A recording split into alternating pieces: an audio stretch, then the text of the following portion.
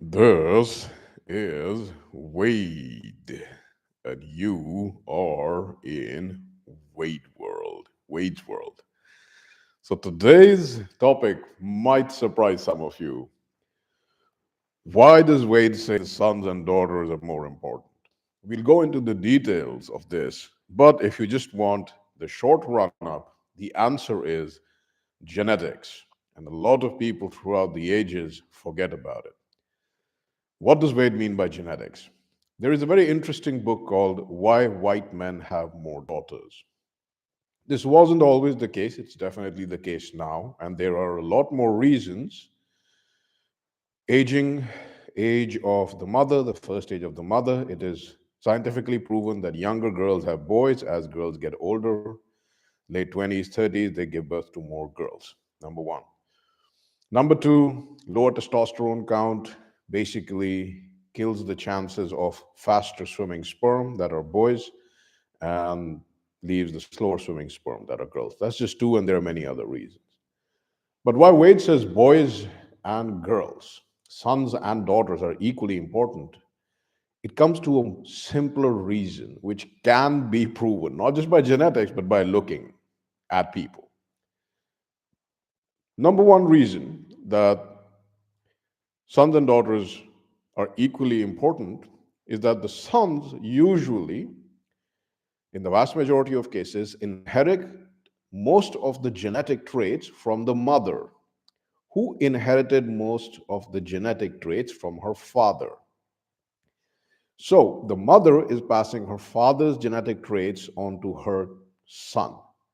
The daughters, in most of the cases, pass on majority of the genetics of the father. Case in point, Bruce Willis's daughter. Look her up. Bruce Willis is a good-looking dude, but good-looking men or masculine man. Masculine men have unfortunate daughters, right?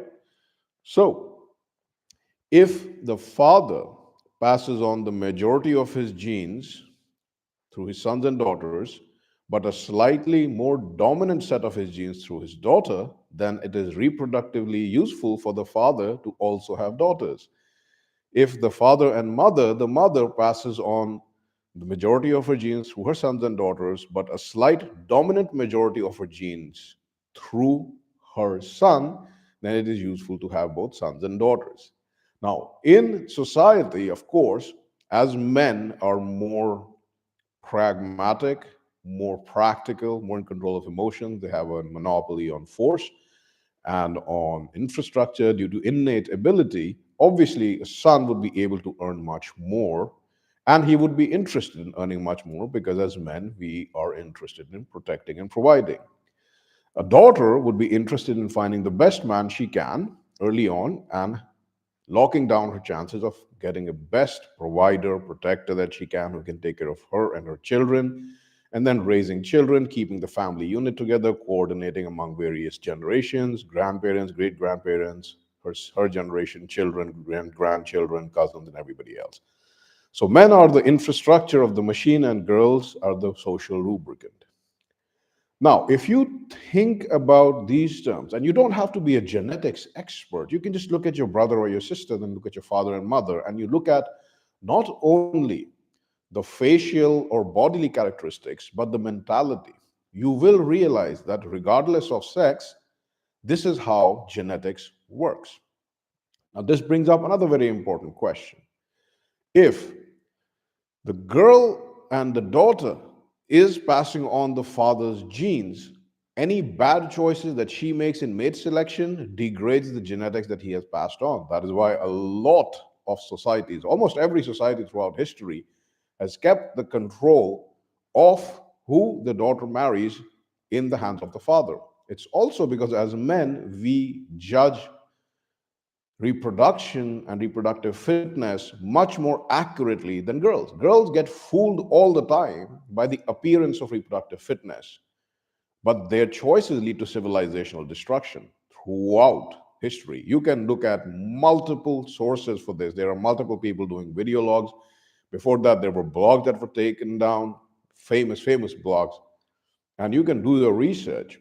But this is a fact. Girls on their own and their mothers on their own without the father's input make terrible mate choices for the girls.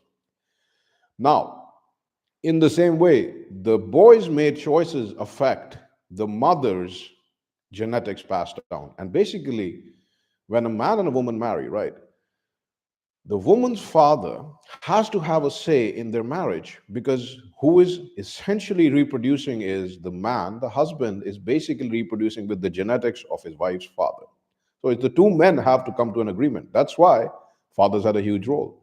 Flip side, when the son marries, the mother has an innate stake in it. However, because of the girl's track record of being absolutely terrible when it comes to actually choosing good partners, this also extends into judging their ability of their sons, a man, their sons, the man's ability to judge a partner. That's why there are a lot of mother in laws who hate their daughter in laws or don't get along with it because this is literally a competition.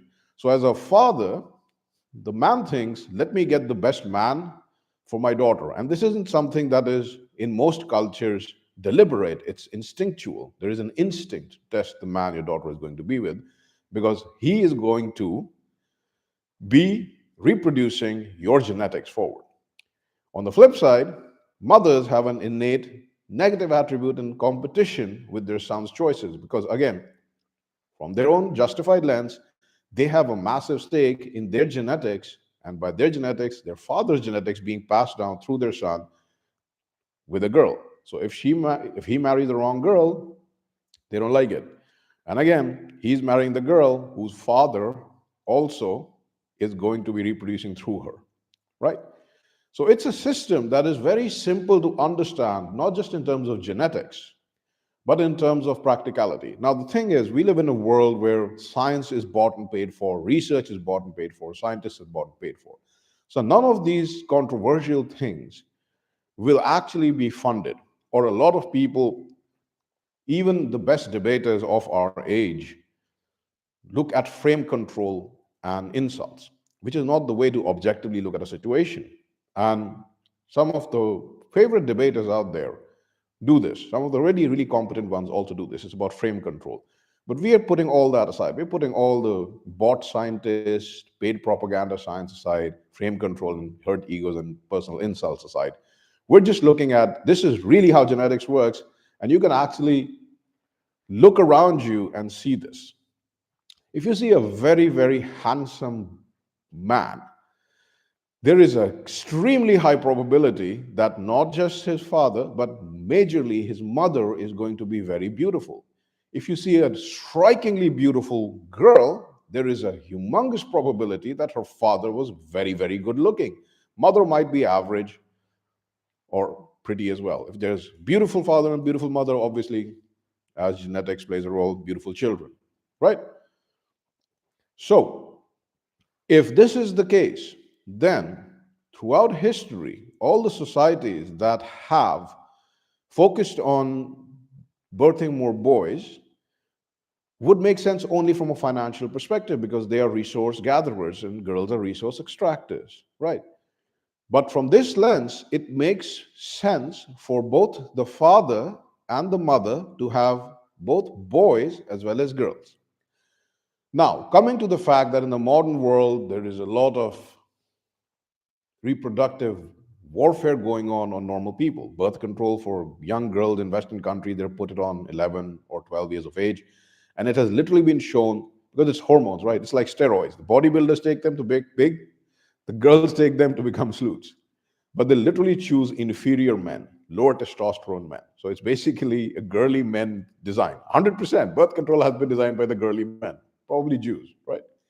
So in this situation and scenario, even in this situation scenario, what you will have is if girls are getting married and pregnant much later, and nothing to say about all the other partners they've been with, and this is something we'll address. We will address this in another video when the time is right. Telegamy. Telegamy means every single partner you have had sex with and not had a child with leaves some imprint of his DNA, his sperm in your eggs. So the child that you create after all of these, it might be your husband's majority, but it's a bastard child, like little, little golem monster. This is just the truth.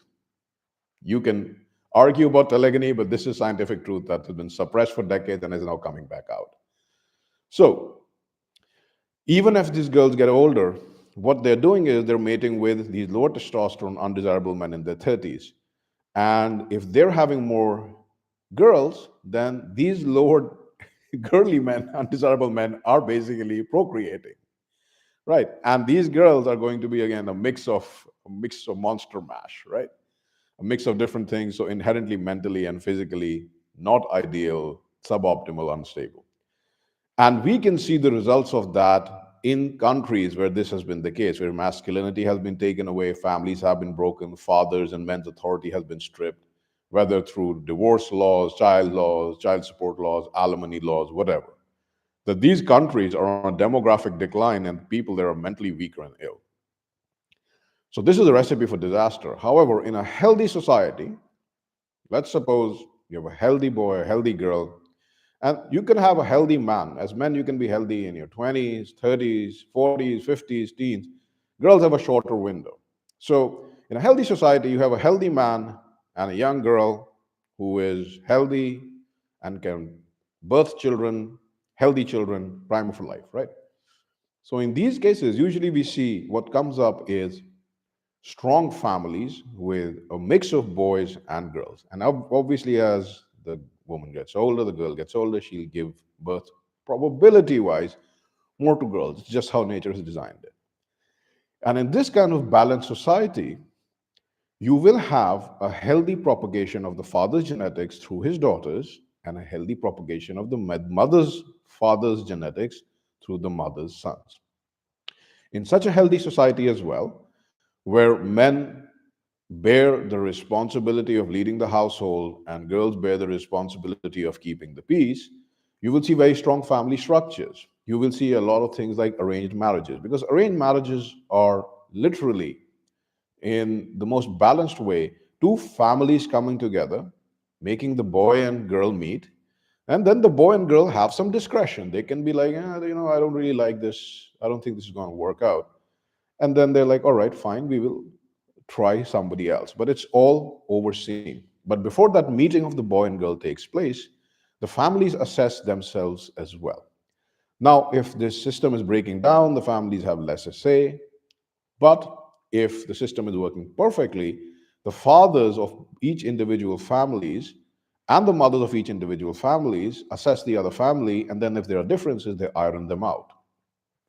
And if the boy and girl are fine and they like each other, then the marriage can proceed. This creates a very strong bond because now the grandchildren are from a union where, again, in most of these countries of arranged marriages, both the girl is definitely a virgin and the boy may or may not be, because virginity really doesn't matter for men.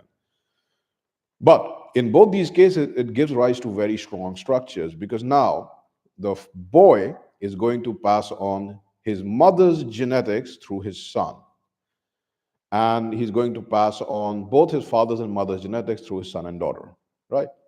The girl is going to pass on the majority of her father's genetics through her son. So the boy is going to pass on his mother's genetics through his daughter, and then he's going to pass on both the father's and mother's combined genetics through both his sons and daughters. The girl is going to pass on her father's genetics through her son and both father's and mother's genetics through their daughter. Now, we're not talking about the mother doesn't pass any of her father's genetics through her daughter, or the father doesn't pass any of his genetics through his son. We're talking about proportionality. So, proportionally, the boy is going to pass on his father, mother's, and mother's genetics through his sons and daughters. The girl is going to pass on her father, is going to pass on her father and mother's genetics through her son and daughter. So not only do the parents have a stake in the children, but the grandparents have a stake in their grandchildren, and there is the genetic stake as well. Now, this genetics and this works very smoothly. So people have an affection for their own blood. And that's definitely seeable the stronger and purer the matchmaking processes and the families are, and the boy and the girl who are going to be married and become man and wife, or right.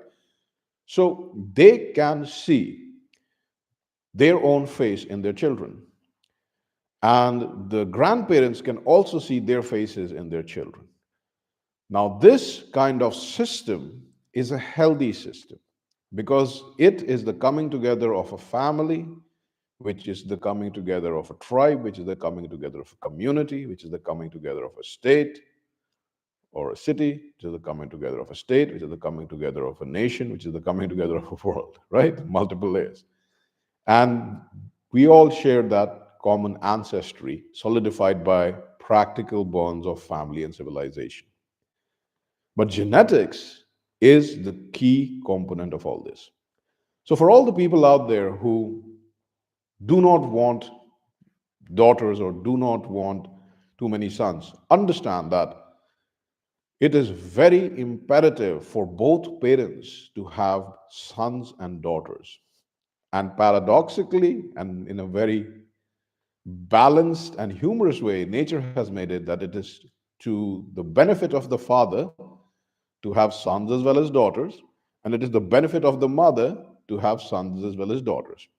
The father can emotionally bond with his sons, they carry on his genes, but the majority dominant proportionality of his genes will be carried on with his daughters. The mothers can emotionally bond with their daughters, carry on the genes, but proportionally, slightly more dominant genetics of her and her father will be carried on by the boy, the son.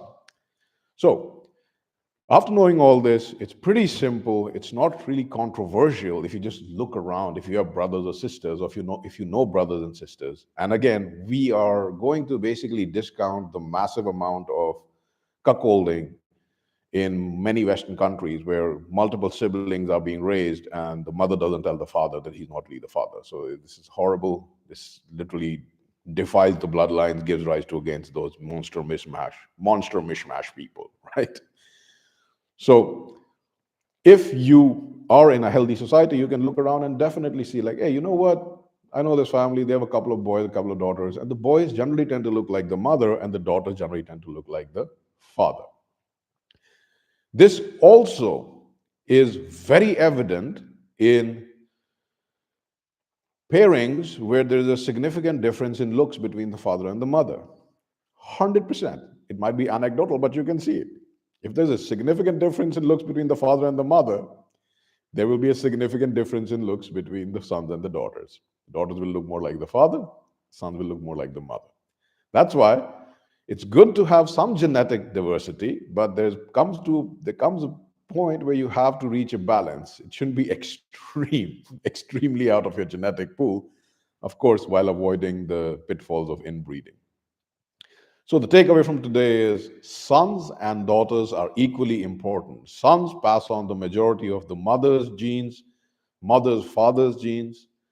Daughters pass on the majority of the father's genes, the father's mother's genes. And in this way, the whole of humanity comes together in a very harmonious way. And you do not need a degree in genetics to see this. You can look around and see this. And if there are some suspicious looking characters in your family who don't look like your father or your mother, well, usually it's like the father or mother combined, then you might want to get them DNA checked. It might break apart your family. But anyway, we'll end on a happy note. Sons and daughters are equally important. Sons are important for the mother and the mother's father. Daughters are important for the father and the father's mother. And both sons and daughters are important for the father and mother both. Both children carry the genetics of both of their parents. So even if you don't have any daughters or don't have any sons, the father is going to pass on his genes, the mother is going to pass on his genes. It's just the proportionality that will matter. Throughout life, also, and we can address this in another video, you do have some control over your genetics. You have the potential, both from your father and mother, to express certain kinds of genetic qualities mentally, physically, psychologically, spiritually. And through life, through experiences, you can choose to be more like your father as a son, and you can choose to be more like your mother as a girl, as a daughter. But that is a subject for another video. The takeaway from this video is go forth, choose your, as men, choose your girls carefully, make sure they're pure. Always assess their families, make sure the father is a man you respect. As men, make sure your daughter is marrying a man that you think is capable of providing and not just cool, yeah, she makes you tingle. Now none of that doesn't affect you, right? Doesn't uh, not defensible, doesn't defend you at all, right? And make sure that your children, right, find the best partner for them, and that you have a balanced family. And if you have a lot more sons and no daughters, a lot more daughters, no sons, they're still your children. It's still fine. Just make sure that who they choose to procreate with and create a family with are correct. Family should come together. Sons and daughters are equally important. That's your takeaway. Until next time, keep it cool, keep it happy and smart, and as always in Wade World, enjoy.